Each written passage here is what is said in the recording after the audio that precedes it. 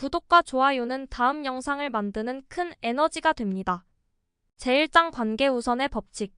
우선 첫 단계는 기업인들이 좌절을 느끼는 이유를 이해하는 것이다. 내 생각엔 시대에 뒤떨어진 성공 방정식이 그 이유인 것 같다.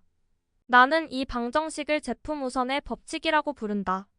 관계 우선의 법칙. 기업인들이 좌절을 느끼는 이유는 바로 낡은 성공 방정식 제품 우선의 법칙이라고 이야기하고 있습니다. 대부분의 기업이 제품을 사고의 출발점으로 삼고 있습니다. 변화의 속도는 빠르고 소비자들은 집이나 사무실에서 편하게 쇼핑을 하며 즉각적인 커뮤니케이션이 가능한 이 시대에 맞지 않는 이유인 것입니다. 그러면 우리가 추구해야 할 법칙은 무엇일까요? 고객과의 좋은 관계 곱하기 독특한 가치를 지닌 상품 성공. 제품이나 서비스를 중심으로 기업을 구축하는 대신 특정 유형의 고객들을 중심으로 기업을 구축해야 한다는 것이다. 기업의 임무는 이 특정 유형의 고객에게 독특한 가치를 지닌 상품을 꾸준히 공급하는 것이다. 관계 우선의 법칙. 특정 고객과의 긴밀한 관계와 독특한 가치가를 지속으로 꾸준히 주는 것이 성공할 수 있는 관계 우선의 법칙입니다. 독특한 나만이 줄 수 있는 느낌의 것들을 긴밀히 꾸준히 줄 수 있는 관계. 이것이 대부분 기업이 아닌 전략적 기업이 사용하는 성공 법칙입니다. 제2장 세계적 현실. 소비재를 팔면서 이윤폭이 자꾸 줄어드는 기업들은 이른바 소비재의 함정에 빠져 있다. 그들은 상품을 팔 때마다 아주 작은 이윤밖에 올리지 못하기 때문에 혁신적인 연구나 좀 더 효율적인 마케팅 시스템에 투자할 돈을 거의 확보하지 못한다. 게다가 고객들에게 가치 있는 시간을 투자할 동기 유발도 이루어지지 않는다.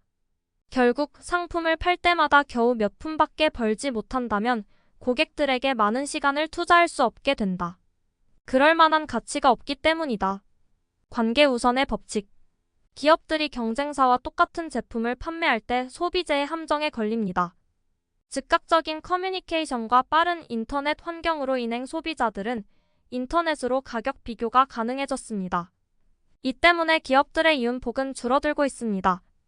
가격으로만 승부를 보던 시대는 끝나고 이윤을 낼 수 없는 기업은 투자나 연구에 돈을 쓰지 못하게 됩니다. 제품 우선의 법칙을 적용하게 되면 소비재의 함정에 더욱 빠지게 될 것입니다. 맨 처음 영업과 마케팅을 시작할 때 사람들을 끌어들이기 위해 뭔가 가치 있는 것을 무료로 나눠주는 방법. 나는 이것을 끌어들이는 마케팅이라고 부른다. 관계의 법칙. 예전에는 제품의 전달 속도가 느리고 경쟁자도 많지 않았습니다. 하지만 오늘날은 많은 정보가 넘쳐나고 소비자가 생산자가 되는 시대이며 잠재 고객과 접촉도 어렵고 힘들어지고 있습니다. 특히나 코로나로 인해 언택트 시대에는 고객과의 접점을 찾기가 더 힘들게 됩니다. 그래서 사람들을 끌어당기기 위해서는 독특한 가치와 제품으로 끌어들이기 위해 무료로 나눠주는 방법을 써야 합니다. 끌어들이는 마케팅이 필요합니다. 제3장 성장을 가로막는 요인. 실적의 정체 상태에 붙들려 있는 기업에서는 대부분의 생각이 제품과 서비스에 대한 것에서 출발한다. 이런 기업은 제품 우선의 법칙에 집착한다. 관계 우선의 법칙. 제품을 우선적으로 생각하는 기업은 자신이 개발하면 이 세상이 그 제품을 사랑해줄 것이라는 희망을 품고 돈과 시간을 쏟아붓지만 이것은 6개월 내지 1년 후에나 나타나는 관역을 향해 총을 쏘는 것과 같다. 기업의 실적의 정체 상태를 극복하고 솟아오르기 위해서는 제품에 대한 관심을 줄이고 고객을 먼저 생각하는 법을 배워야 합니다. 경쟁자를 물리치려고 끊임없이 노력하는 기업은 영원히 경쟁을 계속할 수밖에 없다. 대부분의 경우 경쟁에 초점을 맞추는 것은 기업이 결코 리더가 되지 못하고 항상 남의 뒤를 쫓아가게 된다는 것을 의미한다. 관계 우선의 법칙. 성장을 가로막는 요인 중 또 다른 하나는 경쟁자에 대한 압박이 있습니다. 기업이 전략적 기업으로 탈바꿈하기 위해서는 경쟁에 대한 강박관념을 버리고 스스로를 독특한 가치를 지닌 제품을 제공하는 존재로 인식해야 합니다. 제4장 가장 중요한 전략. 1. 고객 유형을 먼저 결정한다. 2. 경쟁자를 신경 쓰지 않고 독특한 가치를 고객에게 제공한다. 3. 팀워크를 통해 독특한 가치를 만들어낸다. 4. 이상적인 시스템 모델을 구상한다. 5. 고객과 양질의 관계 구축을 위해 가치 있는 것을 무료로 제공한다. 6. 독특한 가치의 구성 요소들을 제공한다. 7. 광범위한 해결책을 제공하는 능력을 개발한다. 8. 이보 전진을 위한 일보 후퇴를 감수한다. 제5장 전략적 기업 모델. 전략적 기업의 목표는 특정 유형의 고객에게 독특한 가치를 제공해서 좋은 관계를 맺는 것이다. 전략적 기업의 모든 전략, 시스템, 능력, 마케팅 프로그램은 제품이나 서비스 중심이 아니라 고객 중심으로 설계되어 있다. 전략적 기업은 제품 우선의 법칙을 버리고 관계 우선의 법칙을 채택했습니다. 산업혁명 때 탄생한 낡은 사업 모델 효력을 발휘하지는 못합니다. 전략적 기업이 첫째로 할 일은 고객의 유형을 선택하는 것이다. 전략적 기업은 자신의 경험, 지식, 능력, 경쟁적인 환경, 시장의 잠재력 등 여러 가지 요인을 바탕으로 고객을 선택합니다. 여기서도 중요한 것은 전략적 기업이 먼저 택하는 것이 제품이나 서비스가 아니라 고객이라는 사실입니다. 전략적 기업은 고객을 선택한 후 독특한 가치의 구성 요소들을 개발한다. 전략적 기업이 고객들의 관심을 끄는 새로운 가치 요소를 계속 추가하면 고객들과 맺고 있는 관계의 질도 계속 높아질 것이다. 전략적 기업은 경쟁을 걱정하지 않는 이유는 독특한 가치를 지속적으로 고객에게 전달하게 되어 고객을 나의 편으로 만들어 더 이상의 경쟁자가 없기 때문입니다. 전략적 기업은 자신이 선택한 유형의 잠재 고객을 끌어들이기 위해 처음 관계를 시작할 때 곧장 상품 광고에 돌입하는 대신 뭔가 가치 있는 것을 제공한다. 여기서 중요한 것은 홍보용 문구를 내세워서 잠재 고객을 적극적으로 공격하지 않고 뭔가 가치 있는 것을 무료로 제공해 그들을 끌어들인다는 점이다. 제7장 전략적 기업으로 가는 12단계. 제품이나 서비스에서 사고의 출발점을 삼지 말고 고객과의 관계를 중심으로 기업을 구축해야 한다. 시장성이 높은 고객 유형을 선택하고 잠재 고객에게 유용한 것을 무료로 제공하여 고객을 끌어당겨라. 독특한 제품과 서비스를 꾸준히 지속적으로 제공하여 고객을 감동시키고 긴밀한 관계를 유지하라.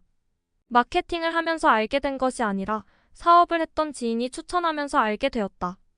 그분은 한창 힘들었던 시기에 우연히 이 책을 만났고 자신의 사업을 완전히 다시 일으켜 세울 수 있도록 엄청난 영감을 줬다고 하였다. 그래서 그분은 절판된 이 책을 재본해서 가지고 있을 정도였다.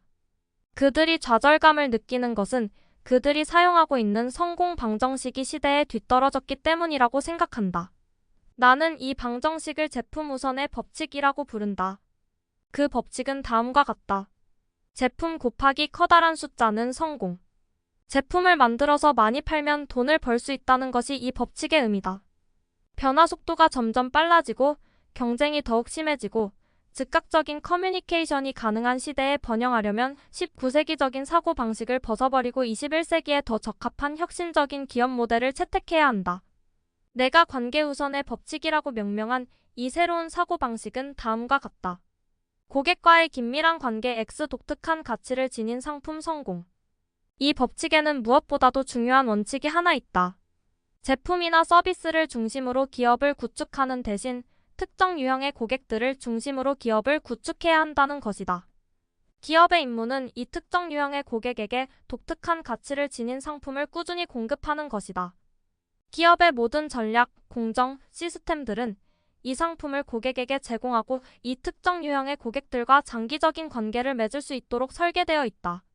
이러한 관계 우선의 법칙을 사용하는 기업이 바로 전략적 기업이다. 전통적인 제조업에서는 보통 제품의 판매 수량을 기반으로 사업의 수익이 관리된다. 제품을 취급하는 제조업뿐만 아니라 서비스를 판매하는 온라인 사업에서도 마찬가지이다. 회사에서 제공하는 서비스를 얼마나 많은 사람들에게 판매되고 있는지 수량으로 파악해야 매출과 이익을 확인할 수 있기 때문이다. 위 책에서 언급하고 있는 제품 우선의 법칙과 관계 우선의 법칙은 단순히 관리되는 부분이 아니라 사업적 전략을 말하고 있다. 많은 회사들이 고객과의 관계 속에서 잠재적인 가능성을 보는 것보다는 당장 얼마나 많이 팔고 얼마나 수익을 낼 수 있는지에 중점을 둔다. 경험상 B2C 마케팅을 많이 한 사람들에게 이 책은 식상한 내용이 될 수 있다. 마케팅을 꽤 오래 했거나 경영을 공부한 사람들은 이 책의 평점을 낮게 주는 경우를 종종 보았다. 하지만 B2B 영역에 있거나 마케팅 초보 입장에서는 이 내용이 신선할 수 있다. 사업 초반에 어려움을 겪었던 지인에게 그러했듯이 말이다.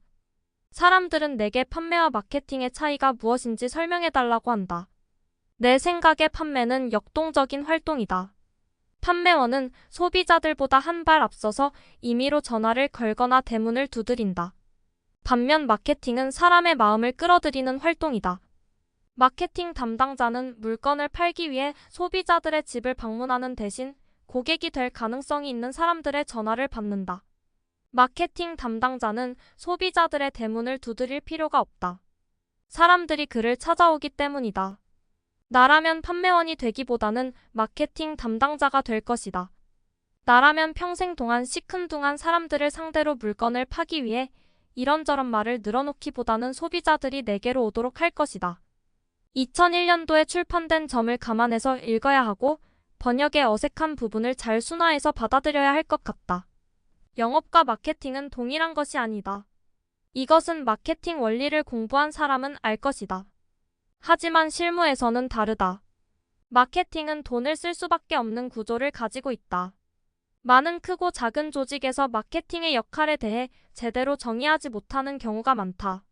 그래서 일단 돈을 써서 홍보하고 돈을 벌어야만 하는 부서 정도로 인식해서 운영한다. 완전히 틀린 말은 아니지만 그래서 조직을 운영하는 데 있어서 고객의 니즈에 맞게 제품과 서비스를 제공하는 일련의 모든 과정을 통틀어 고객과 관계를 맺는 것보다 일단 회사가 돈을 많이 벌 수 있도록 하는 모든 수단으로서 마케팅 기능이 활용된다. 그러다 보니 소비자 입장에서는 마케팅을 단순히 구매 유도를 하는 회사의 얄팍한 속셈으로 받아들이는 경우가 흔하다. 시대가 변화했다고 해도 여전히 길거리를 다니거나 마트에 가면 지나가는 아무나 대상으로 영업을 하는 경우를 자주 보게 된다. 땡땡 카드를 만들라고 길을 막아서는 경우, 자신의 제품을 이용해보라고 귀가 따갑도록 소리치는 경우, 길거리에서 항상 가던 길을 막아서며 전단지를 강제로 쥐어주는 경우 등 말이다.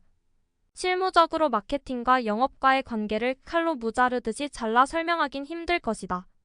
하지만 관심조차 없는 시큰둥한 사람을 상대로 자신이 하고 싶은 말만 줄기차게 말을 늘어놓는 것은 마케팅이라고 보기가 어려운 것은 사실이다.